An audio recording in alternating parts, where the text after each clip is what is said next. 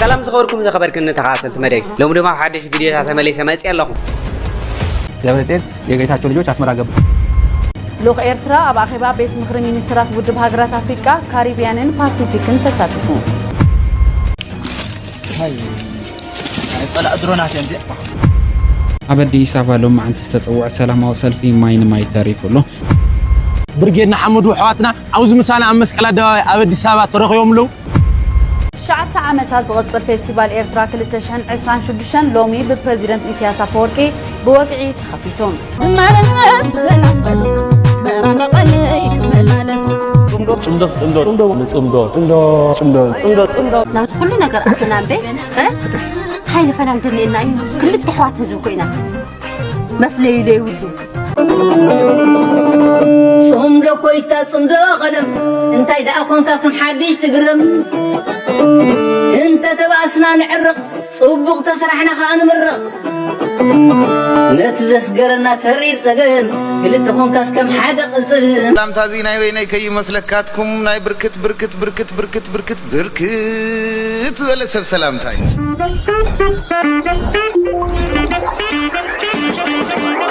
تجازا حدش نحرو خاينكم سبسكرايب مقاركي ترسعنا والكم سلام كأني يوردن سلام أولي علم بعلمه سلام يوردن هاجرنا سلام انتخينا علم بعلمه نحنا نقصن من أسي قصن عديتا نقصن أبوتا تقصن إزقابير أملاق بعلمه محرة وردن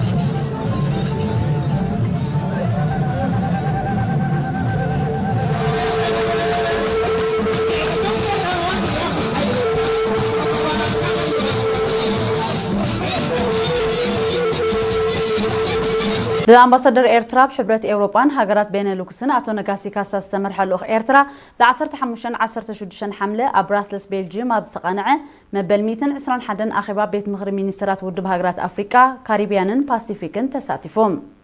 اتلي على سوسان حموشن هاجرات تساتفو سرع منفقة وأخبار بأوانوي عن بومبر نايت ودب مينيستر فاينانسن قطبان غامبيا ميستر سيدي كيتاز تمرحين يروم تقابات بغندو دخون فاينانس وعاقم نايت ودب أم محيالن أبكلتشن عصرت شوعتن كخلص هاب زنبرو حدش كفليت أبال هاجراتن كمون بوزحاوي شركنات استراتيجيويان مشاركتو أم دلال أتو كيروم زاتيوم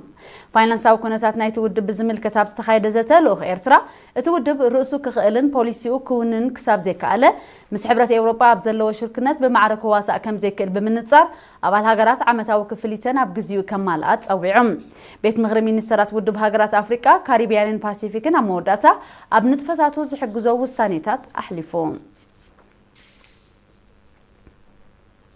مينيستر حرشا منفقاوي جمجام سرح زوباتات كايدوم كابزبا وركبات نايتي مينيستر زبصحنا تحسطو بملكع صبصاب تواهيد له ميكائيل حدقو كقربايو ሚኒስትሪ ሕርሻ ብቀዳማይ መንፈቅ 2026 ኣብ ዞባታት ናይ ዘሰላሰሎ መረባት ስራሕ ከምኡውን መንፈቃዊ ገስጋስ ንኡስን ሮብሕን ቃጽዖ ሕርሻ ብ16 ሓምለ ገምጊሞ ኣብቲ ኣኼባ ኣብ ምዕቃብ ሓመድን ማይ ምህናጽ ከዘንቲ ማይ መለይ ወሓይዝ ኩነታት ኣዝመራን ክራማትን ምብዛሕ ምሩጽ ዘርኢ ምፍራይ ባህርያዊ ድኹዒ ልምዓት ኣሕምልትን ፍረታትን ጥዕና ቡቕልን እንስሳን ዕቤት ናብራ መፍረ ንህቢ ምዝርጋሕ ጨቓዊትን ቀረብ እንቃቑሖን ከምኡውን ገስጋስ ትግባረ ንኡስን ሩቡሕን ቃጽዖ ሕርሻን ምስኡ ዝዛመዱ ጉዳያትን ጸብጻባት ቀሪቦም ክሳብ መወዳእታ ወርሒ ሰነ ተኻይዱ ብዘሎ ዳሳስ ካብተን 2003 ዝበዝሐን መደብ ንኡስ ሩቡሕ ቃጽዖ ሕርሻ ክትግበረለን ዝኽእል ዓድታት እተን 1672 ነፍሲ ወከፈን ብውሕዱ ሓንቲ ስድራ ቤት ብዙሓት ከዓ ልዕሊኡ ነቲ መደብ ብምልኣት ከም ዘተግበራ ካብቲ ዝቐረበ ጸብጻባት ንምርዳእ ተኻኢሎም ተሳተፍቲ ኣብ ዝቐረበ ጸብጻባት ድሕሪ ምዝታይ ኣብ ዝርጋሕን ኣበርክቶን ምሩጽ ዘርኢ ኩነታት ጽልዋን ዝዝርጋሓ ጨቓዊት ከምኡውን ዝርግሕን ግብራዊ ጠቓቕማን ባህርያዊ ጸረ ባልዕ ጥቡቕ ክትትል ክግበር ዝብልን ካልእን ረብዋታትን ርእቶታትን ኣቕሪቦም ሚኒስትሪ ሕርሻ ኣቶ ኣረፋይ ነበረ ኣብ ዝሃቦ መዛዘም ቃል ሚኒስትሪ ሕርሻ ነቲ ውሑስን ማእዛውን መግቢ ንኹሉ ኣብ ኩሉ ዝብል መርሓ ጎድንኡ ኣብ እዋኑ ንምትግባር ትግባረ ንኡስን ሩቡሕን ቃጽዖ ሕርሻ ብምልኣት ከም መሪሕ ስትራቴጂኡ ይሰርሓሉ ምህላው ብምሕባር ዛጊድ ተመዝጊቡ ዘሎ ገስጋስ ኣተባባዕ እኳ ተኾነ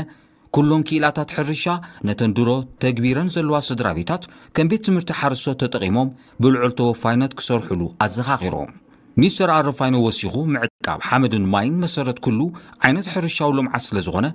ኣብዚ ጉዳይ ውርፁፅ መደብ ምውፃእን ጥቡቕ ክትትል ምግባርን ከም ዘድሊ ኣገንዚቦም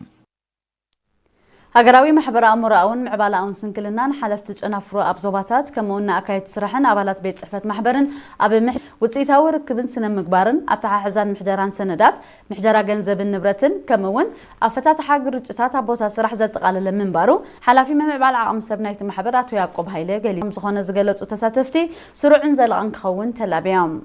ኣደንበር ማሕበር ወይዘሮ ይብራህ ዓለም ይዕብዮ ኣብ ዝሃበቶ መዛዘም ቃል ኣብ ኩለን ዞባታት ዝውደብ ስልጠናታት እነኩርናዕ ናይቲ ብደረጃ ማሕበር ዝካየድ ስሉጥን ዝተማለአን ኣገልግሎት ንምርጋዝ ዝግበር ጻዕሪ ከም ዝኾነ ብምሕባር ሰልጠንቲ ዝቐሰምዎ ትምህርቲ ብስራሕ ከማዕብልዎ ኣዘኻኺራ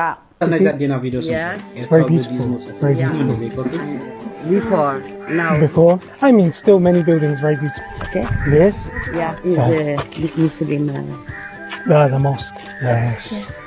We will go. Thank you so much. You speak Arabic? Yes, sure. You speak in Arabic? تابعكان تحدادلي إكتراو أبغون خون تحدادلي بفلاي كأني أبدل الله respect بتعمي أبزا فيديو انتهي لري إيه أب كومنت انتهي زبل صح دنيرو دليهم بك عمشالو يسحقك يحقو سكان دس بلكا نزاد دينا خمي قرما تابع ما مسلكم أب كومنت بتعمي دس بلكا حدا تايلو أب كندا ندات أمتكو كم زنات كي إنجليش عايزاربني كتصلي ما ميلوا حدا خاني أنا بزعادة تولي دخن زناي زن ما غير إنجليش عايزاربني كسافجي بتعمي دس بالإنجليش بتعمي قلنا دابولوس بتعمي بك أدس بال حجي تايز بحال إرتراون حتى كالهل كاتدلس عردي هنا كاد بحال ناي بحكي أبزنا دينارينيا دس بالفقري كمزي مشالو تي مورالزي بتعمي دس بلكا مسيت أخا مصر أفوس دسيلا No.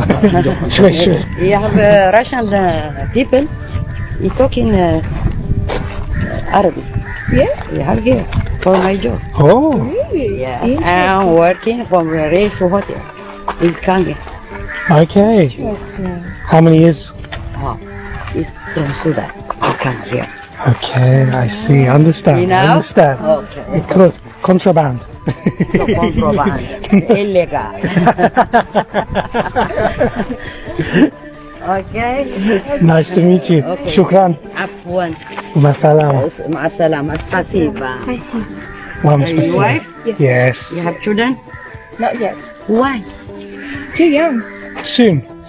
in the future. We have many. You have how many children? 3. 3 children. Yeah, already. Me finish. All big. The first, my daughter, you have 5 Wow. children. She has 4. Oh, you. Already she married. Wow. بعد عامتها زغطر فيستيفال إيرترا كل تشحن 2026 لومي ببريزيدنت إسياس أفوركي بوقعي تخفيتهم نتسنس رعاز تخصاتلت وكيل إيرينا بيتي سلومون زدالو تتصبصب يسعب ማእከል ሃገራዊ ምትእኽኻብን ምትሕልላፍ ክብርታትን ዝኾነ ዓመት መጽእ ብውዕውዕ መንፈስ ዝካየድ ሃገራዊ ፌስቲቫል ኤርትራ እንሆ ሎም ዓመቱን ኩለን ዞባታትን ብሄራትን ትሕሰን ዘላለያሉ ሰዓት ኣኺሉ መደቡ ኣሃዲሉ ይፍልም ኣሎ ፌስቲቫል ኤርትራ 2026 ሎሚ ቀዳም 18 ሓምለ ኣብ ሰዓታት ቅድሚ ቀትሪ ብፕሬዝደንት ኢሳያስ አፈወርቂ ብወግዒ ተኸፊቱ ኣብቲ ንብዙሕነትና ናብኡ ዘሎ ስጥመትን ብዘንጸባርቕ ባህላዊ ትርኢታትን ያታዊ ጣዕመ ዜማታትን ብሄራት ኤርትራ ዝማዕረገ ኣብ ቀጽሪ ኤክስፖ ዝተኻየደ መኽፈቲ ስነ ስርዓት ፕሬዝደንት ኢሳያስ ብላዕለዎት ሰበስልጣን መንግስትን ግንባርን ኣብ ኤርትራ ዝመደበሮም ኣምባሳደራትን ዲፕሎማስኛታትን ከምኡውን ብርክት ዝበሉ ካብ ውሽጥን ወፃእን ዝመጹ ዜጋታት ተሰኒዩ ቀሪቡን ዘሎ ትሕዝቶታት ተዓዚቡን መግለጺ ተዋሂብዎን ፕሬዝደንት ኢሳያስ ኣብ ቁሸ ዞባታት እናተዘዋወረ ፍርያት ዞባታትን ዝርግሐ ማሕበራዊ ኣገልግሎታትን መደባት ሕርሻዊ ልምዓት ታሪኻውን ቅርሳውን ንዋትን ስእልታትን ባህላውን ተፈጥሮአውን ሃብቲ ውጽኢት ምህዞን ሰንዓን ከምኡውን ጸጋታት ቀይሕ ባሕሪ ኤርትራን ካልእ ትሕዝቶታትን ተዓዚቡ ብዘይካዚ ብሚኒስትር ዜናን ሚኒስትር ምክልኻልን ዝተዳለወ ስእላውን ንዋታውን ምርኢት ዝተፈላለየ ኣርእስታትን ዛዕባታትን ዝድስስ መጽሓፍቲ ስራሓት ቅብኣን ቅርጻን ከምኡውን ብትካላት ዝቐረበ ምርኢት ባዛርን ኣካል ናይቲ ቀሪቡ ዘሎ ትሕዝቶታት እዩ ፌስቲቫል ኤርትራ 2026 ያታዊ ትርኢትን ሙዚቃን አፋዊያታታት ምርኢት ምህዞን ሰንዓን ድኮናያታው አባይትን መነባብሮን መደባት ቆልዑትን ህፃናትን ምርኢትን መሸጣን መጽሐፍቲ ምርኢት ፍርያት ትካላትን ባዛርን ምርኢት ዘመናዊ ትልሂት ኩርናዕ ገጠምቲ ስነጥበባዊ ምርኢትን ቅብኣን ቅርጻን ሰሚናራትን ስነ ጽሑፍን ምርኢት ኣብ ሃገርና ዝፈረየ ፊልምታት ከምኡውን መጽናዕታዊ ጽሑፋት ብዛዕባ ፊልም ብዘጠቓልል መደባት ክሳብ 26 ሓምለ ክቅጽል እዩ ኣብዛ ሓድነትን ጥምረትን ብሄራትና ዝንጸባረቐላ ያታን ባህልን ዝውረሰላ ቅርዓት ኤክስፖ ዘንገት ትሕዝቶ ኣብ ልቢ ኩሉ ኤርትራዊ ዘይሃስስ ዝኽሪ ዘለዎ ስለዝኾነ ዓንበት መፀ እናበለፀን እናበረኸን ዝኸይድ ዘሎ ሰናይ ቅንያት ፌስቲቫል ኤርትራ 2026 ምሳላይ የዮሐንስ መብራህቱ ቤቴል ሰሎሙኔ ካብ ኣገልግሎት ዜና ዞባ ማእከል ቀጽሪ ኤክስፖ ጀግና አባላት ሰራዊት መከላኸሊ ትግራይ አርሚ 7 ታሪክ መፈጸሞም ቀጽሎም ይርከቡ ብልጽግናን ናይ ሚድያ ሰራዊትን አርሚ 7 ተደምሲሱ ከቢድ ዕንወት በጽሕዎ ክብሉ ኣብ ዝቕንያት ፈኸራታት ዋላ ኳንታ ስምዑ ብልጽግና ክምክሕለን ዝጸንሕ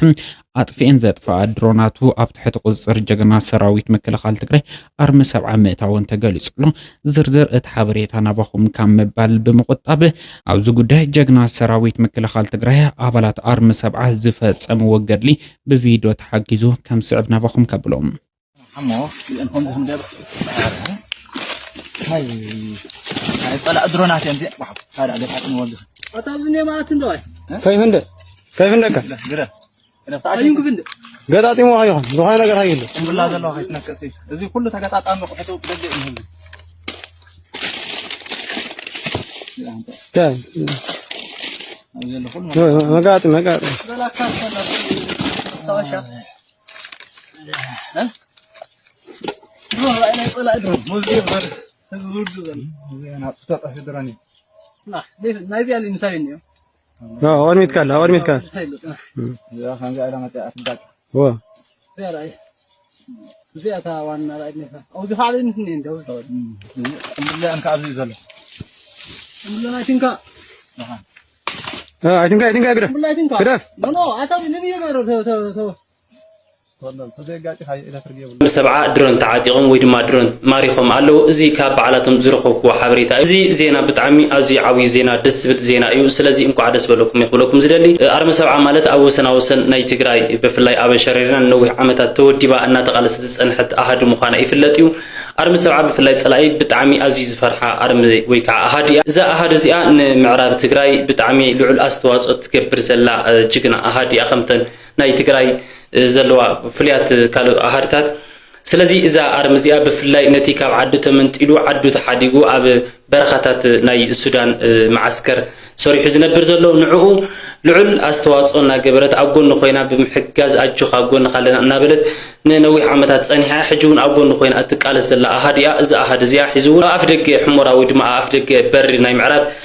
ناتت صبيت يتركب عدا نمئتاو مالتيو عدوم آتيو مس حزبهم بسلام زنوبرولو غزي يمصلهم تግራይ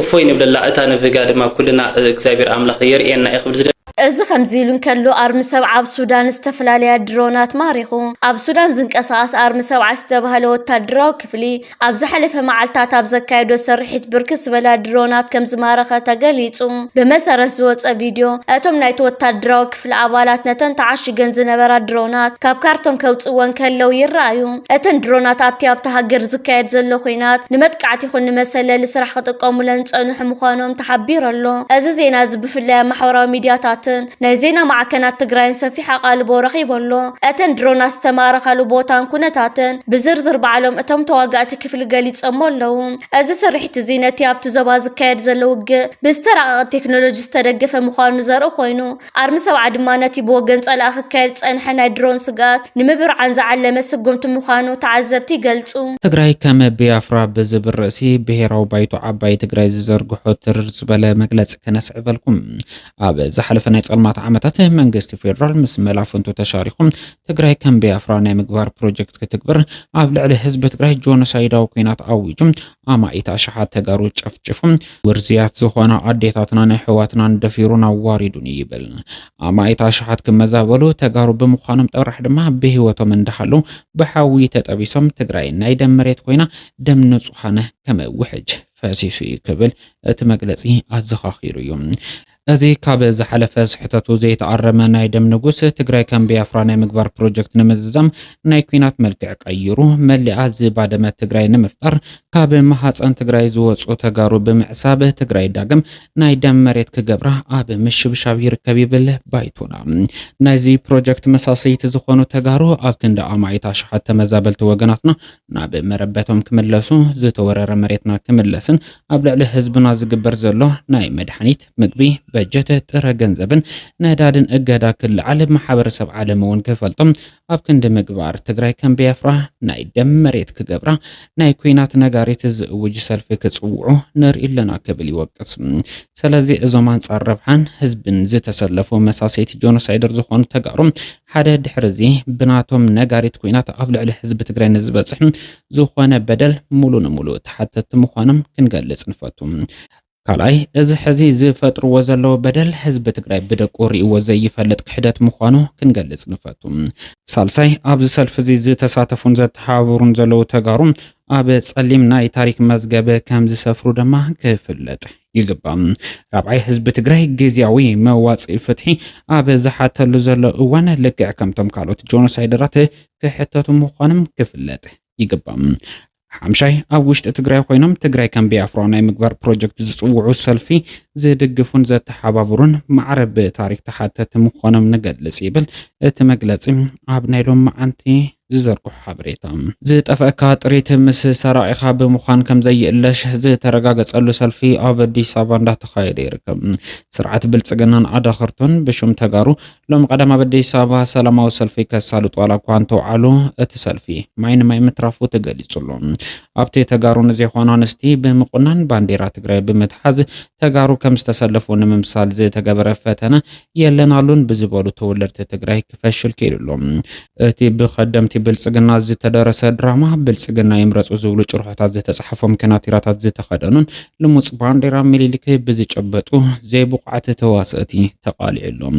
ቴሌቪዥን ትግራይ ዘዘራረቦም ተጋሩ ነበርቲ ከተማ አዲስ አበባ እቲ ሰልፊ ካብ ውጥኑ ጀሚሩ ፍሹል ምንባሩ ብምጥቃስ ንጸገማት ትግራይ እትፈትሕ ቁልፊ ኣብ ኢድ ስርዓት ብልጽግና ፈጺማ ከም ዘይትርከብ ዝተረጋገጸሉ ሰልፊ ምዃኑ ጠቂሶም ኣለዉ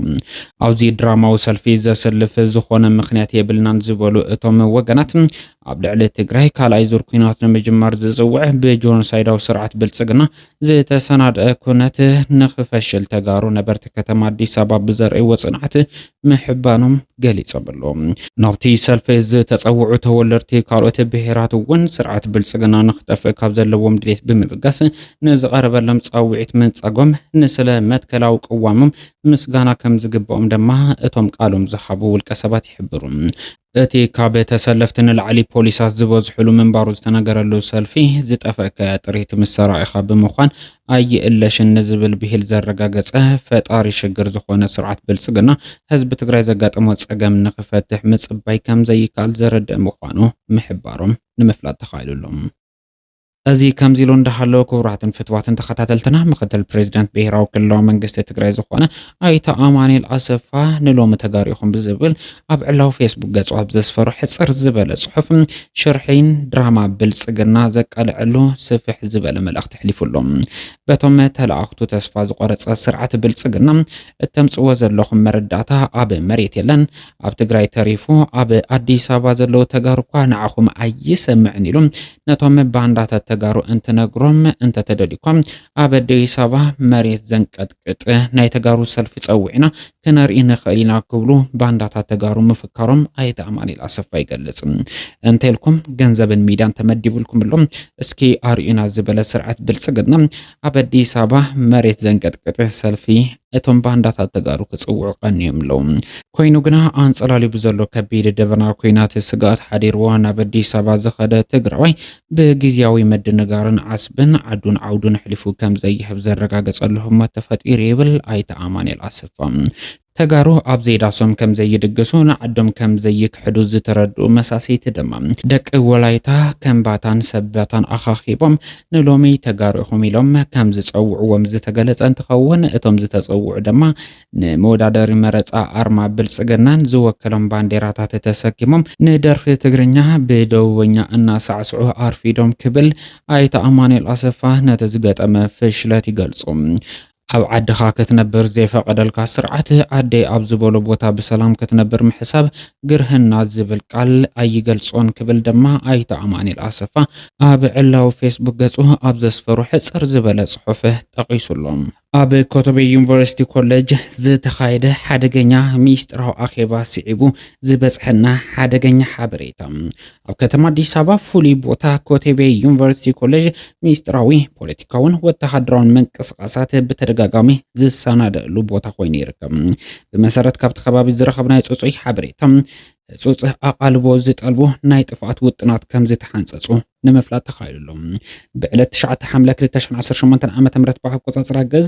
ኣብ ኮተቤ ዩኒቨርሲቲ ኮሌጅ ሚስጥራዊ ኣኼባ ከም ዝተኻየደ ንምፍላጥ ተኻይሉሎም እዚ ኣኼባ እዚ ብሌተናል ጀነራል ጻድቃን ገብረትንሳኤ ከም ዝተመርሐ ዝተገለጸ እንትኸውን ኣብቲ ኣኼባ ዝተልዓሉ ነጥብታትን ብቐንዱ ዝተመኸረሎም ጉዳያት ኣመልኪቱን ዝተሓላለፈ ውሳነ ከም ስዕብና ባኹም ክነብል ኣብ ትግራይ ኣብ ዝሓፀረ ግዜ ሕብራዊ ንዓቢ ንምልዓል ዝኽእል ኣወዳድባ ምምዕራይ ብዝብርሲ ኣብቲ መድረኽ ብርከት ዝበሉ ነጥብታት ተላዒሎም ከም ዝተመኸሩ ዝተገለጸ ኣብቲ ኣኼባ ካብ ኩለን ዞባታት ትግራይ ዝተውጻጹ ጠላማትን ባንዳታትን ተጋሩ ከም ዝተሳተፉውን ንምፍላጥ ተኻይሉሎም ኣብቲ መድረኽ ሌተናል ጀነራል ጻድቃን ገብረትንሳኤ ኣብ ዘስምዖ መደር ኣብ ቃልሲና ዘለና ቃልሲ እውን ናብዚ ኣምፂና ኣሎ ይኹን እምበር ድሕሪ ሕዚ ኣብዚ ሰብ ኣይኮነን ኣሲርና ክንቀልቦ ንኽእል ከልቢ የብልናን ዓቕምና ተወዲኡ ስለዚ ቆሪጽና ክንቃለስ ኣለና ክብል መልእኽቱ ይቕጽል ዕድመ ወያነ ክንሕጽሮ ኣለና ክብል እውን ወሲኹ ይቕጽል ነዚ ዝኸውን ምቹው ኩነታት ብፍላይ ኣብ ከባቢታት ዓዲግራት ዶግዓ ተንቤን ሽረን በዝሒ ኣባላት ከም ዘለውና ክንፈልጥ ይግባእ ክብል ይሕብር ወሲኹውን ውድብ ህዝባዊ ወያነ ሓርነት ትግራይ ናይ ሰላም መማረፂ ንጎኒ ብምቅዳፍ ናብ ኩናት የምርሕ ከም ዘሎ ዝኸሰሰ እቲ ጀነራል በብከባቢኡ ዝገብሮ ዘሎ ፀቕጢ ድማ ዓለም ኩሉ ፈሊጥ ወይ ክብል ድሕሪ ምግላጽ ኣብ ልዕሊ ሕወሓት ዘለዎ ወንጀላ ስሚዕ እዩ ይኹን እምበር ካብ ተሳተፍቲ ዝቐረቡ ሓሳባትን ፍርሕን ጭንቅን ዝዓብለሎም ኮይኖም ተረኣየምሎም ሕዚ ኣብ ትግራይ እዚ ንምግባር ምቹው ኩነታት የለን ከመይ እዩ ክፍጸም ጭቡጥ ዝኾነ ፖለቲካውን ጸጥታውን ክትትል እዩ ዘሎ እንታይ ክንገብር ንኽእል ዝብሉ ሕቶታት ከም ዘበገሱ ንምፍላጥ ተኻይሉሎም ብሓፈሻ እቲ መድረኽ እንትዛዘም ኣብ ትግራይ ህዝባውን ዓቢ ክንፈጥር ኣለና ዝብል ስምምዕነት ከም ዝፈጸሙ ንምፍላጥ ተኻይሉሎም በርከት ዝበሉ ኣባላት እታ ኣኼባ ግን ብጥርጣረ ዋላ እኳ ተወጹ ሓይልታት ሰራዊት ሱዳን ንከተማ ኩምሩክ ምቁፅጻሮም ሲዒቡ ስርዓት ብልጽግና ኣብ ከቢድ ሻቁሎትን ድንጋጸን ምእታው ክንገልጸልኩም ምጽናሕና ዝዝከር እዩ ናይዚ መርአያ ድማ ብልጽግና ሓይልታት ሰራዊት ሱዳን ንኩምሩክ ድሕሪ ምቁፅጻር ናብ ኢትዮጵያ ልሒቆም ከኣትው እዮም ብዝብል ስጋት ንኩምሩክን ዝተረፉ ከባቢታት ቤንሻንጉል ጉሙዝ ብዋናነት ዘራኸበ መስመር ድልድል ከም ዘፍረስዎ ንምፍላጥ ተኻይሉሎም ብሓፈሻ ኣብ ክልል ቤንሻንጉል ጉሙዝ እንዳተንቀሳቐሱ ዝርከቡ ሓይልታት ብልጽግናን ሓይልታት RSF ኣብ ከቢድ ሻቁሎትን ድንጋጸን ከም ዝርከቡ ንምፍላጥ ተኻይሉሎም ኣብቲ ከባቢ ልዑል ወተሃደራዊ ወጥሪ ዓሲሉ ከም ዝርከቡን ተሓቢሩሎም ኣብ ቀረባ ዝርዝር እቲ ከባቢ እንታይ ይመስል ዝብሉ ሓበሬታ ናባኹም ክነብል ኢና አልቡርሃን አስመራ ነው ያለው ደብረ ጽዮን እንዳለ አይታወቅም ደብረ ጽዮን የጌታቸው ልጆች አስመራ ገባ ይሉን ነበር ባለፈው ምናልባት አስመራ ከሄለ እዛ ካለ ይገናኛል ማለት ከና አልቡርሃን ጋር ይገናኛል ማለት ወይ ነገር ነው እሱ ኢንሻአላህ ያድርግልን ነው የምንለው ያድርግልን ነው የምንለው በይሳት መተፋፍሮ ምናምን ተሸባቆ የሚከድ አይደለም ሎማዓንቲ ብጣዕሚ ብናይ አዲስ አበባ ነበርቲ ተሓቢና ኢና እውነት ንብዝራብ ሙሉእ ንሙሉእ ብዝበሃል ፈሽለሎ ሙሉእ ብሙሉእ ካብ 10 ዝበልፁ ደው ኢሎም እዮም ከይድኩም እስቲ ዝግበር ዘሎ እንታይ ከም ዝተገብረ ፍልይ ዝበለ ነገራት እንተልዩ ረኢኹም ሓቅን ንገሩና ኢልና ነገርና እዮም ነይሮም ደው ኢሎም ነገርምና እዮም ግን ኣጎጎኦም ሕቑፎም ፍቱም ጸላእትና ስለ ዘለው መንጋጋ ጸላእቲ ስለ ዘለው ድምፆም ኣይነስምዑን እምበር ሪከርድ ገይሮም እውን ብዙሓት ሰደዱልና ኣለው እዮም ግን ሙሉእ ንሙሉእ ፈሽሉ እዩ እቶም ዝተረኸቡ ሰባት ብጣዕሚ ብዝሕፍር ኩነት ውሑድ ሰብ እዩ ሓደ ካፍቱት መንግስቲ ተጸበዮ እዚአን ኩሌን ኣውቶቡሳት ኣዳልዮም ተተረኸበ ብጣዕሚ ውሑድ ዝኾነ ህዝቢ እዩ ነይሩ ሓፊሮም ንጻርቃን ዝገብርዎ ሲኢኖም ብድሕሪኦም ቆላሕ እናበሉ ሰብ ከም ዘየለርዮም እዮም ቶም ብድሕሪት ዝነውኻ ዓመ ተጋሩ ክመስሉ ካልእ ይቕረቁና ነንተይ ቀረ ቆኒኖ መንሽቲ ገንዘብ ክኽፈለክኒ ተባሂሉ ተኸፊሎም እውን ክኾኑ ይኽእሉ ምክንያቱም ባንክታት ስፖንሰር ገይሮምዎ እዮም ባንክታት አቢሲኒያ ባንክ ብርሃን ባንክ ካልኦት እውን ብዝርዝር ነውፅኦም ብድሓረ ባንክታት ስፖንሰር ዝገበርዎ ገንዘብ ዝኣከውሉ ዘሎ ሚልዮናት ገንዘብ እዮም ካብ ኣብይ ኣሕመድ እውን መዲቡ ተጋሩ ግን ተሪፎም እዮም ጀግና ዝኾነ ህዝቢ እውነት ንምዝራኽ እንኳዕ ካባኻትኩም ተፈጠርና ዋላኡ እንተኸድኩም እውን ኣርኢኹምና ምንም ንምርጭ ከም ዘይትብሉ ዘፍርሐኩም በቃ ዝመፀ ይምፃእ እዙይ ተሓቂ ዘይኮነ ሰልፊ ክግበር ተፀውዒ ዝኒሆም ኣይንኸይድን ኢልኩም ኣብ ገዛ መፅናሕኩም ብጣዕሚ ደስ ዝብል እዩ ግን ዝነገሩና ህዚቱ ዝበዝሕ ዝነበረ ብፐርሰንት ገይሮም እውን ሰይዶምልና ኣለው 50 ሚእታዊ ካብ ኦሮሚያ ዝመፁ እዮም ኦሮምኛ ተናገርቲ ኦሮሞ ዝኾኑ ማለት እዩ ካብ ዝሸገር ከተማ ዝበሃላት ብኣውቶቡሳት ተፃዒኖም ዝመፁ 10 ሚእታዊ ናይ ኣምሓራ ተወለድቲ ኮይኖም ኣብ ኣዲስ ኣበባ ዝነብሩ 10 ሚእታዊ ካልኦት ከዓመ ኣካል ናይቱ ካልኦት ብሄረሰባት ማለት እዩ خالي عسرت مئة وخامة أكل سرطة الناس نسرقة نايسالام سرطة زبحال دينون أدانج أبيت زوم الناس منجد الناس أرجع نجوه سرقة الله بديسابا سيفتي نت زبحال بركاش زيتي شكوار زوهاون الناتو قدموا زون كورتي زوهاون كابا حورات منجستات نساتن ون ينتسلفن ديرن بر تجارو كاب عسرت خاميت نتحتيو حاجة تهزبي أوز نبرة بتعب زحفريو روحو ثلاثة زخونو نا إرتراويان تولدت نيرون بانديرا ناي برجين حمدو حزم نايتا ناي قدم بانديرا حزم حد ساقع نيرون ولا حناولو صحافيرون فوتوغراف نخي السؤال فيديو خي قرص أسي كم يجر كبادو خوينو تخبابي بتعم زجرم زي سدمم يو خمزي تسبب يقول نيرون صار كان تجبيتو انتاي مخلوق ميه كوتا تقميت وازن لبوتا تخفيتان تتوحتو دستنيا مخونه نيرو نسوم يكون تحوسية برها منيز بها أسفا برها نصاركان جيتاچو كلهم تتجبيتهم أبقى بتعمي كندي إذا أكل ويزخل لي خبرات زنورم زخل لي كتما وزجيزو فندشة بتينو عمبابا بتينو زي قبلهم زنورة أخبيرو هزوم كافسوم وسيم هز تدبريم أبا جودنا ناي مسكلة دبي ما عم مسحق سب كوينهم ما نم زي ما صلهم دقافي لو مسي ناي وردتهم معلتيا كندي إذا أكل دقافي خمسة يقولهم أبا دي سبب زلوا هزبي كندي إذا أكل كم استفهم ناعتهم يفولتوا ونديهم ما نم كم زي قربهم نطريقهم تلو سب بك أخم تفيل لهم كم زخيد في الله تم كالت بير سبعة ولا في الله ناي محرة تولدت ناي أورومو تولدت كندي إذا أكل كم زن عقوقهم كفلت كنقركم بيتقل ناي ما نقركم الله كندي إذا أكل زياتهم دبرايات الناول زخل لي سمو من تسوى عن تلو دنقص زنورو هذين كندي إذا أكل تدبريهم أبنائي أبي أحمد جمع ودي قوم كم زلوا سلزري يوم مالتيو جد تو زحلف سبسي كندي إذا أكل قريم وتسدمي ميو يمزول الناس لو أفتو أخي بعد النبرة سبسي بتعم وحد مقعمة جرايز بحال زي بلو يوعيلو امبر كم تتحاسي وزن نبرة على ليقو بأوتوبسات جيركا كأوخ عمنا أسيون كموسيوم من أسياتون أكيمنا صعنا ناوز مساهم وهن مرسكم ينايلنا كأود حرب عشنا يوم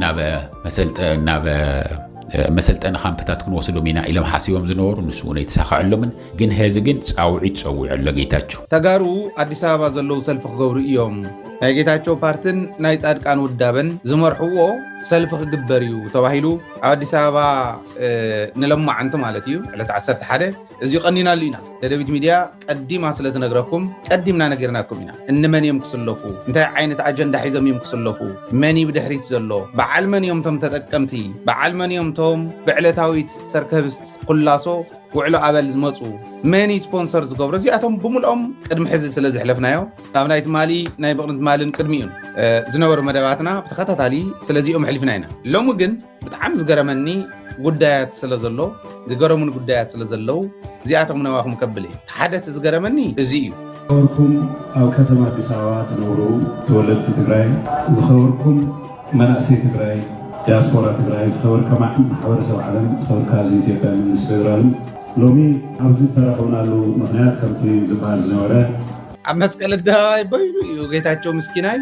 በቲኑ ኣለዉ እዮም ሰብ የለን ኣይኮነን ዝብል ዘሎ ካበይ ከም ዝመፁ እውን ብደንቢ ክነግረኩም እየ ብጣዕሚ ክትስሕቁ ኢኹም ጨኒቑዎም ዝጨነቆ እንታይ ይእቱ ከም ዝበሃል ኣብ ዓድና ምስላ ወለድና እኮ ዝገርም ኮይኑ ዝጨነቆስ ጥንስቲ እቱ ዝበሃል ምስል ኣሎ ተመልከቱ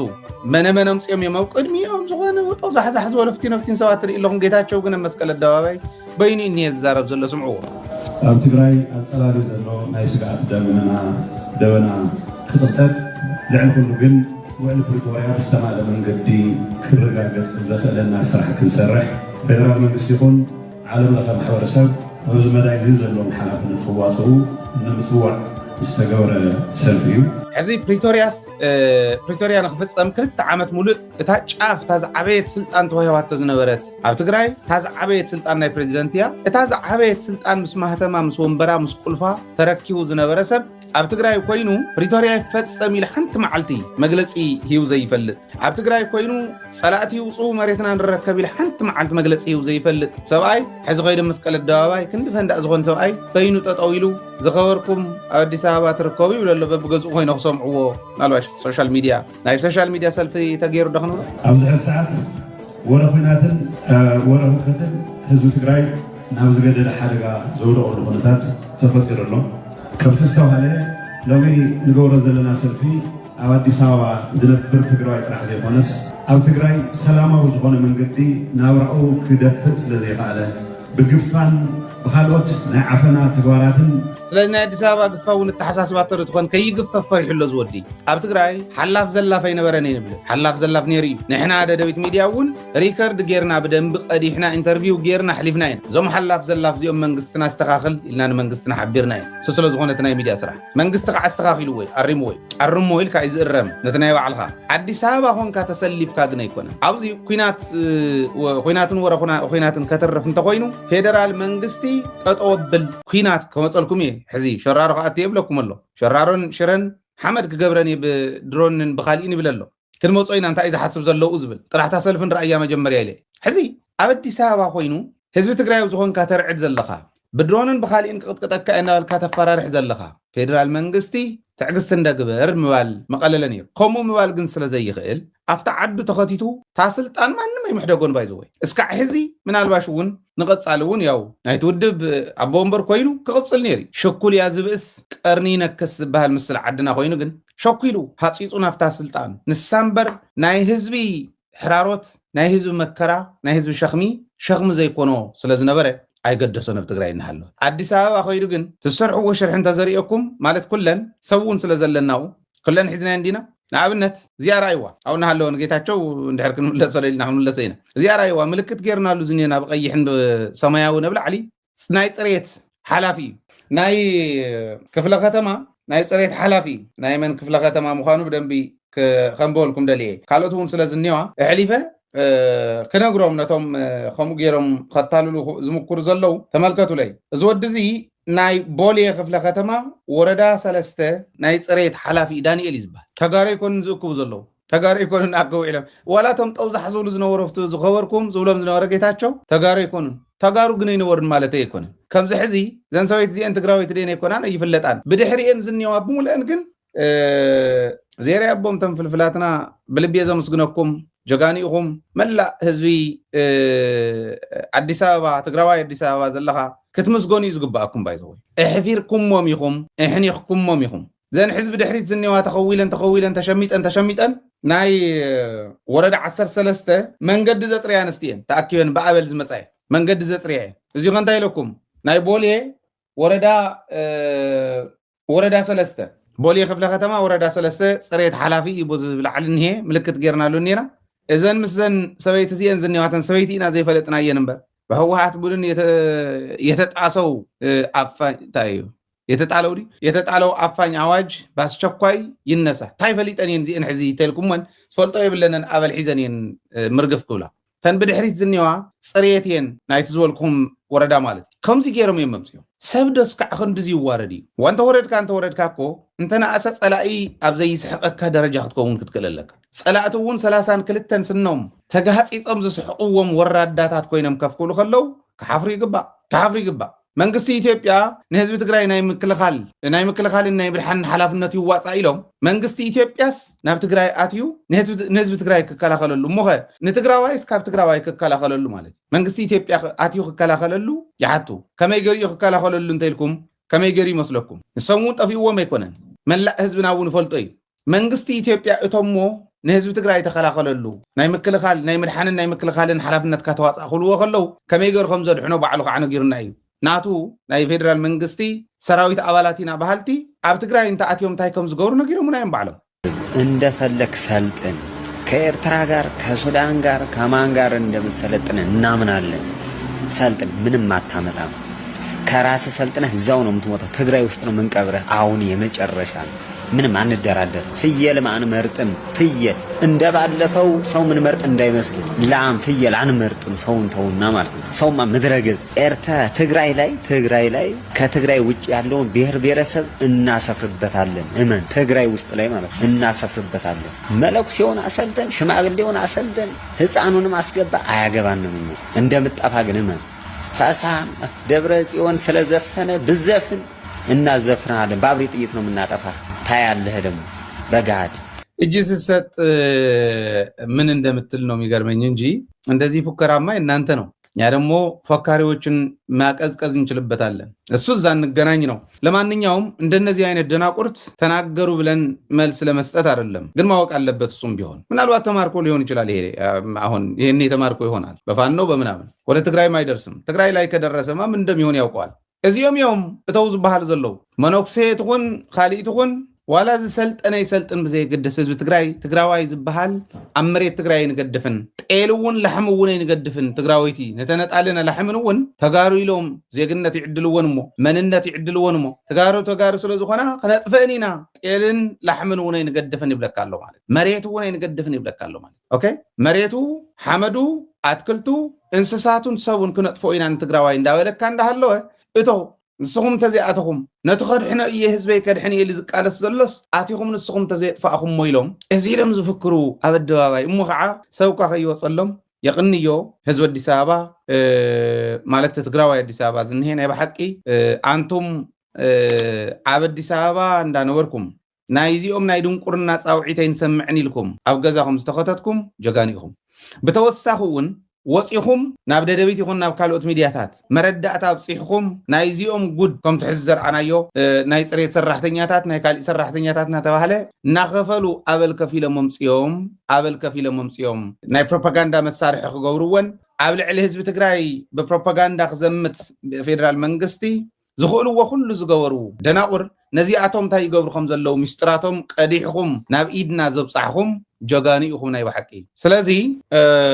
እቶም ዘይወፅውን እቶም ወፅዮም እውን እዚኦም ዝገብሩ ዘለው ረኣይዋቶም ኢሎም ናብ ሚድያ ንክቃላዕ ዝገበሩውን ቃልሲ እዩ ብምሉ ናይ ትግራዋይ ስራሕኩም ሰሪሕኩም ናይ ብሓቂ ተን ዝወፃ መሳኪን ናይ ብሔር ብሔረሰብ ካብ ጋሞድያ ካብ ኣኝዋክ ድያ ካብ ካልእ ድያ ተጋሒጣ ዝመፀት ኩላ ግን ኣብ ጫማ ዝፀርጉ ዝውዕሉስ ፅርግያ ዝፀርጋ ዝውዕላስ ካልእ ዝብሉስ እዚኣቶም ተኣኪቦም በውዕላ ኣበል ህዝቢ ትግራይ ተር ኢሉ ናብ ዝፀውዕዎ መፅዩ ተሰሊፉ ክመርሑን እዮም ኢሉ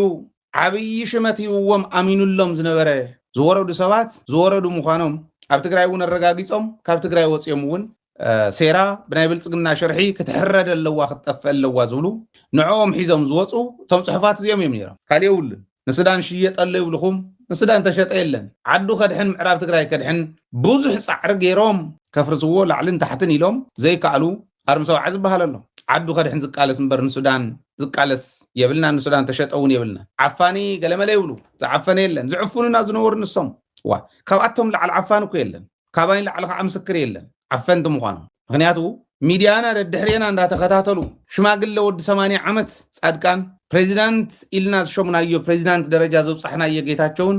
ሓደ ዕንዝር አብርሃም ዝበሃልን እዚኦም ሰለስቲኦም እዮም ቻናላትና እንዳዕፀው ሚድያታትና ፍላይ ደደቢት ክባር ዋጋ ዘኽፈልና ንዓይውን በግለይ ነቲ ሚዲያ ወንኩም የትግራይ ሽታ የሌላችሁ ሰዎች ሁላ ቃሉ እስኪከብዳቸው ድረስ እዛ ሰላማዊ ሰልፍ ላይ ተናቸዋልና የትግራይ ህዝብ እንደዚህ ነው ያልኩኝ እኔ ማለት አናውቀውም እናውቀዋለን መቼም እና እናቱንና ወንድሙን እህቱን ያጣ ሰው ስርዓቱን ፕሮፓጋንዳ የሚሰራበትን ሰላማዊ ሰልፍ ላይ ይገኛል ብለን አናምንም። እዚህ ሰላማዊ ሰልፍ ላይ የተገኙት የኩርፊያ ፖለቲካ የበቀል ፖለቲካ ሊሰሩ የመጡት የነጌታቸው ረዳ ስራ እንጂ የህዝብ ውክልና ይዘው የመጡ አይደለም። ህዝብ ሲቆጣና ህዝብ ሰላማዊ ሰልፍ ሲወጣ እናውቃለን፣ ከፊቱ ይታወቃል። አብዛኞቹ ካየሻቸው የትግራይ ተወላጆች አይደሉም። ኢቨን ቃልም ሲሰጡ ትግረኛውን እንኳን ሲናገሩ እንደውም ሰዓት ካልሽ እኔ ስልክ ላይ ያለ የደረሰኝ ሪከርድ አለ አሰማሻለሁ። ማለት የተነገራቸውን ትግረኛ እንኳን ለመናገር አክሰንቱን አልቻሉትም እና ያስታውቃሉ እናቶቻችን በግልጽ እና ይሄ ሰላማዊ ሰልፍ ቀልድ ነው። እዛ ሰላማዊ ሰልፍ ግን ዶክተር ጀነቀለች አንድ በጣም ካሳይ ነገር ውስጥ ምንድነው እንደው እድል ከሰጠሽኝና በትልቁ ካረክሽኝ ኩናት ያክል አዴታት ምን ባጠው የብላ ያክል አፋሪ አዋጅ ጉጅለ ህወሓት አፋሪ አዋጅ ጉጅለ ህወሓት በውጡት ደው ይበል ኩናት ያክል ሰላም ይሕርያና ሰላም ይምርጫና ያኔለ ሴትዮዋ ራሱ ባንዲራ እንዴት አደረገች? በጣም ካስገረመኝ ነገር ምን ከእንትኑ የተነገራቸውን ራሱ በስትክክል ማለት አልቻሉም እና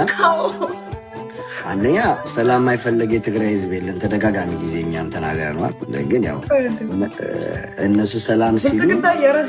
ሰልፍ ጋር ሄድ እነሱ ሰልፍ ሲሉ ያው አይ ቲንክ ይመስለኛል ለማን እያስተላለፉት እንደሆነ አይገባኝም። ያው ከስርዓቱ ከአብይ አህመድ የበለጠ አምባገነን ገዳይ ጨፍጫፊ የለም። በሁሉም ብሔረሰቦች የጦር መሳሪያውን አፈሙዙን ይዞ መለማመጃ ያደረገን መሪ መንግስት እያለ ቤት አይመታም። አሁን እነዚህ የሚሉት ሰዎች ግን አንድ ትልቅ ከገረመኝ ቪዲዮ አይሽ ይሄን ፎቶ ታስታውሻለሽ? አይታየኝም በደንብ ግን ይሄ ፎቶ ማለት ዶክተር ደጀት ማለት አፍሪካ እንትኖች መጥተው ነበር ሊያረካቸው የዜግነት እየተባለ የኢትዮጵያ መዝሙር እየተዘመረ ቁጭ ብሎ ነበረ። ይሄንን እንደውም ሲያሳልፍ ብዙ ሰዎች በጣም ጎበዝ ምናምን አሞግሰውት ነበረ። ትዝ የሚልሽ ከሆነ ይሄ እዚህ ጋር ቁጭ ብሎ ነው አለ። በቪዲዮ ማሳየት ይቻላል። የዜግነት ሲባል ቁጭ ብሎ ነበር ያሳለፈው። ዛሬ ደግሞ ያው የስርዓቱ አገልጋይና ባሪያ ስትሆኚ በግዴታ ትቆሚያለሽ። ይኸው ዛሬ ደግሞ ለዚህ ቆሞ ነው እና አንዳንዴ እኔ አይ ሪስፔክት ልጁ የተሰዋበት ነው። ሶ ግን የልጁን መሰዋት ቃል ኪዳን የበላባት ነው ብዬ ነው የማምነው። ልጁን የተሰው ለትክክለኛ ዓላማ ነው፣ እኛ እንድንኖር ትግራይ ህዝብ የፈለገውን እንዲበላ እንዲጠጣ ነው። ግን አባቱ ግን የልጁን መስዋዕት ቃል ኪዳን የበላበት ጊዜና ሰዓት ናት እቺ። በልጁ መቃብር ላይ የቀለዳት ቀልድ ማለት ነው። ትናንትና ቁጭ ብሎ አሳልፏል፣ ዛሬ ደግሞ ቆሟል። ለምን ቁጭ ካለ እዚህ መጥቶ መቼም ታውቂያለሽ የሚገጥመው ቃሊቲ ወይ ቂሊንጦ ነው። ግን በዚህ አጋጣሚ የወለደውን ልጅ አባት ይከዳል ብዬ አላምንም። ልጁን የከዳው ልጁ የህዝብ ልጅ ሆኖ ነው የወጣው። ልጁን የከዳበትን መንገድ በጣም ያስቀኛል። ምክንያቱም ልጁ እንዲሞት ዋናውን ብረት የወረወረው አብይ አህመድ አሊ ይባላል። እሱ ጫማ ስር ሆኖ ይሄን ያህል በወለደ አንጀት ላይ እንደዚህ መጨከን ይሄን ያህል ነው። በቃ ለስርዓቱ ባሪያ ስትሆኝ አሁን እነዚህ ያዙት ብሽሽቅ ነው፣ ብሽሽቅ እልህ ምናምን እንጂ የትግራይ ህዝብ ኢንተረስት እነሱ የተቀመጡበት ቦታ ላይ አይከበርም። አንደኛ ስርዓቱ ሰላማዊ ሰልፍ ፈቅዶ አያውቅም። ትዝ የሚልሽ ከሆነ ማራማየት ቴዲ አፍሮ የድጋፍ ሰልፍ ያስፈልጓል ተብሎ ተጠይቆ ከንቲባ በጣም ትቀልዳላችሁ ነው ያለቻቸው። አዲስ አበባ ላይ ሰልፍ ትቀልዳላችሁ ነው ያለቻቸው። እና ብዙ የአዲስ አበባ ተወላጅም በተወለደበት ባደገበት ከተማው ሲፈርስበት እቄውን ለቆ ሌላ ቦታ ሲሄድ ሰላማዊ ድምፁን ለማሰማት የተከለከለበት አዲስ አበባ ላይ ዛሬ እነዚህ የአብይ ተጋሮች የተፈቀደላቸው የደከመችን ትግራይ እንደሚለው አብይ እንዲገኝ ስለተፈለገ ከዛ ኤምባሲዎች የሚገኙበት ቦታ ስለሆነ ይኸው ተጋሮች ደግፈውኛል። ለጦርነት ሬዲ ነኝ። ያንን ህዝብ አሁን ደግሜ ለመጨፍጨፍ ስጨፈጭፍ ተጠያቂ አይደለሁም ለማለት እንጂ አንድም እነሱ የወጡበትን ኢንተረስት አብይ አህመድ ያከብራል ማለት ሳቅ ነው የሚመጣው። ላንቺም ለኔም የምናውቀው ሰዎች ሳቃችን ነው የሚመጣው። እውነት ያ ኢንተረስት የሚከበርበት ቦታ ላይ በጣም የምናከብረው በተለይ የትግራይ ትግል ላይ ብዙ አስተዋጽኦ ያደረገ አያ በትግራይ ባህል አያ ማለት አያቴ ማለት ነው። አያቴ ብለን የምንጠራውን ጀነራል ጻድቃን በዚህ ደረጃ ወርዶ የትግራይን ህዝብ ክብር ሽጦ የራሱንም ክብር ሽጦ ዣንጥላ ይዞ መስቀል አደባባይ ላይ ለዛውም ደርግን አሸንፎ የጣሉበት ቦታ ላይ ቁጭ ብሎ ለስርዓቱ ባሪያ ሆኖ የስርዓቱን ፕሮፓጋንዳ ሲያስተላልፍ በማየት በጣም እኔ ልጁ በሆነ አዝናለሁ። ገብቶሻል? ግን እኔ የትግራይ አባት ነው ብዬ እኔ ደግሞ አም ፕራውድ በጣም ወዶ ሰው ነበር። እውነት በዚህ አጋጣሚ ልንገርሽና በዚህ ያህል ደረጃ ይወርዳል ህዝቡን በዚህ ያህል ተያይዞ ይሸጣል ብዬ አምኜ አላቅም። ግን ያው እኔ ያሳደገኝ ቤተሰብ በስነ ስርዓት ስለሆነ የምገልጸው ቃል ግን የውርደቱ ውርደት መጨረሻ ላይ የትግራይ ህዝብ የጨፈጨፈውን ስርዓት ጋር ቁጭ ብሎ ይህን ሰላማዊ ሰልፍ ሲወጣ የአብይን ፕሮፓጋንዳ ነው ያስፈጸሙ የነበሩት እንጂ ትግራይ ህዝብ ጥቅም ወይም ትግል ያለው ኃይል መስቀል አደባባይ ላይ በመጩ ሰላማዊ ሰልፍ ደንግጦ ሀሳቡን የሚቀይር አይደለም።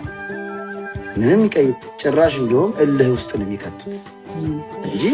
ምንድነው እናንተ የሰራችሁት? የሰራነው ገለበልከው ምንድነው የሰራችሁት? ኦኬ በዚህ አጋጣሚ ከፈቀድሽልኝ እሷም ቢላጭናት አይደለም ትልክልኝ ሜዳኑ ዳሪጋ ስላል ንስርዓት ብልጽግናን ምክልኻል ናይታ ሃገርን ዘሰናውዱ ዜናታት ኣብ ዶባት ኢትዮጵያን ሱዳንን ተፈጺሙ ይርከብ ኣሎ። እዚ ተፈጺሙ ዝርከብ ዘሎ ከምዚ ዓይነት ወታደራዊ ሰራሒታት ንኢትዮጵያን ሱዳንን ዘረኸብ ዝዓበየ ድልድል ቢንቶ ናይ ኩርሙክ ሙሉእ ብሙሉእ ዓንዩ ካብ ስራሕ ወፃኢ ኮይኑ ይርከብ። ብልጽግናን ተቃወምቲ ሓይልታት RSF በዚ መንገድን በዚ ድልድልን ተጠቂሙ ናብ ሱዳን ዕጥቂ ነፅዋርን ከመሓላልፍ ፀኒሕ እዩ። ከም ዝፍለጥ ሰራዊት መንግስቲ ሱዳን ሓያል ዝኾነ መጥቃዕትታት ወሲዱ ንኩርሙክ ካብ ትሕቲ ቁፅፅር ብምእታው ክስካብ ደቡብ ኢትዮጵያን ዘሎ ከባብታት ተቆፃፂሩ ይርከብ ኣሎ። እዚ ተኻይዱ ዝርከብ ዘሎ ከምዚ ዓይነት ወታደራዊ ሰራሒታት ሰራዊት መንግስቲ ሱዳን ከም ዝፈፀሞ ኣብ ምዕናው ናይ ዝቢንቶ ኣርሚ 70 ናይ ክልል ትግራይ ተሳቲፎም ዘብል ካልእ ሓበሬታ እውን ብወገን መራኸቢታት ናይ ኢትዮጵያ ይወፅእ ኣሎ። በዚ ኮይኑ በቲ እቲ ዋና ቁም ነገርን ተቃወምቲ ሓይልታት RSF መሰጋገሪ ዝነበረ ቢንቶ ምስባሮን ካብ ስራሕ ወፃኢ ምዃኑን ንሰራዊትን ህዝብን መንግስቲ ሱዳን ዓበይቲ ዓወታት ክኾኑ ከለው ንኢትዮጵያን ስርዓት ብልጽግናን ከዓብይ ጽፍዒት እዩ። ብልጽግና ኣብ ዶባት ምስ ዘሎ ኩነታት ኣብ ትሕቲ ጸቕጢ ንምእታው ኣብ ቤንሻንጉል ጉሙዝ ወታደራዊ ማዓስከራት ብምድኳን እንተቃወምቲ ሓይልታት RSF ዘድሊ ዕጥቂ ነፅዋርን በዚ መንገዲ ብምሕላፍ ናብ ውሽጢ መሬት ሱዳን መጥቃዕቲ ንምፍጻም ድማ ከበድቲ ዕጥቂ ነፅዋር ንምስጋር ዝጥቀሙሉ ዝነበሩ መስመራት ቢንቶ ምስባሩ ዓብይ መርድእ ብዓብይ ከዓ ንኢትዮጵያን ሕቡራት ኢማራት ዓረብን ዓበይቲ ጽፍዒታት እዮም። ኩናትን ኩነታትን ናይ ሱዳን ንሰራዊትን ህዝብን ናይታ ሃገር ብዘርብሕ መንገዲ ይቕፅል ኣሎ።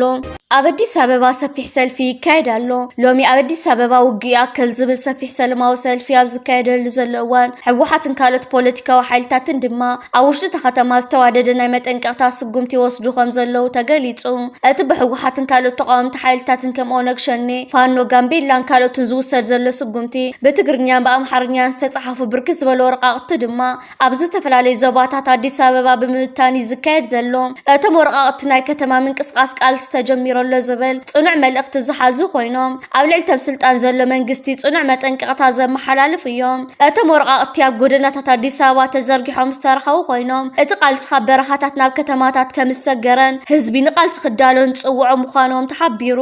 ሰላማ ደቂ ዓበይቲ ሎማዓንቲ ህዝቢ ትግራይ ኣመልኪቱ ናብ ሰልፊ ዝወፃናሉ ምክንያት ብርጌድና ሓመዱ ኣሕዋትና ኣብዚ ምሳና ኣብ መስቀል ኣደባባይ ኣብ ኣዲስ ኣበባ ተረኺቦም ኣለው። እቲ ሓቀኛ ጽምዶ ኣብዚ እኔ ምስ ብርጌድና ሓመዱ ተቃለስቲ እዩ። ንሕና ሓቀኛ ጽምዶ ዘለና እዚ እዩ። ንህዝቢ ትግራይ ዝጠቅም፣ ንህዝቢ ኤርትራ ዝጠቅም፣ ንህዝቢ ኢትዮጵያ ብሙሉእ ንሃገርና ዝጠቅም እዚ እዩ። ክብሮም ሓውና እውን ዘመሓላልፎ መልእኽቲ ኣሎ ናብኡ ከብለኩም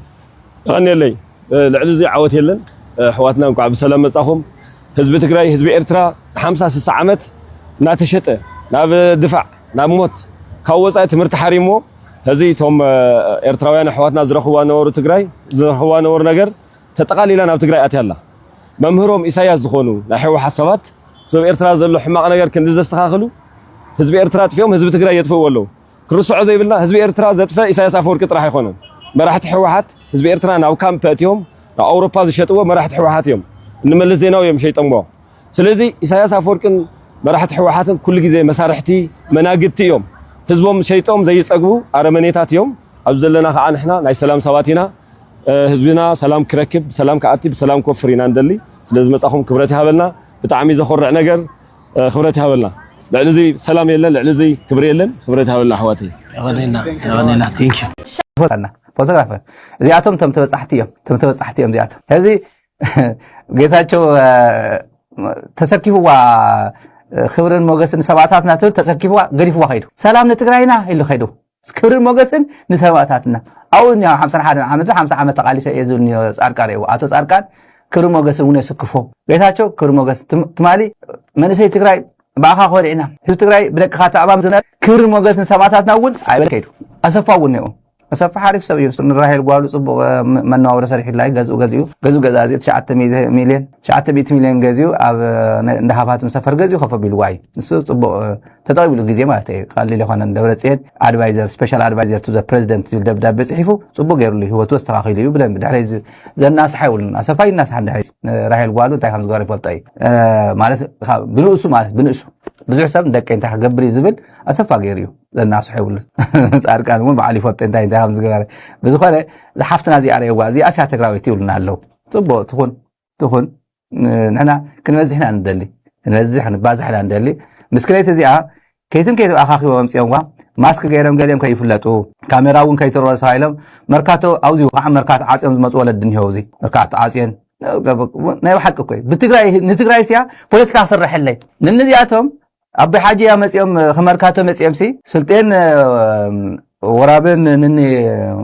منشوم مسيوم نهز تقراي دمس خون تمال جون تازولو نور سوات مسيوم نهز تقراي ياتهم من مخانو طفينا ماتي سلان فوتهم كويلا زارب دلنا سلان فوت ازي واي زي مدا سفرين ديام لهم الحدا انتو دوي لي عندي سفر ود سفرين ديام اغاطابه ماتي بزخونه رايوم زي هز تقراي منتكا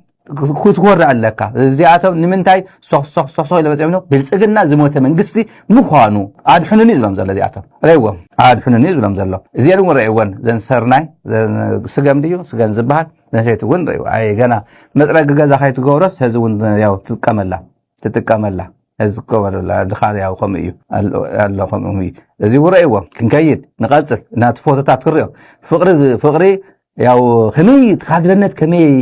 ባይዶ እዚ ሐዚ ትግራዋይ ነፃ ኸውፃት ተጽበዘላ ያ ትግራዋይ ነፃ ኸውፃት ተጽበዘላ እዚ ሁሉ እዚ ናይ እዚ ሁሉ እዚ መዘዝ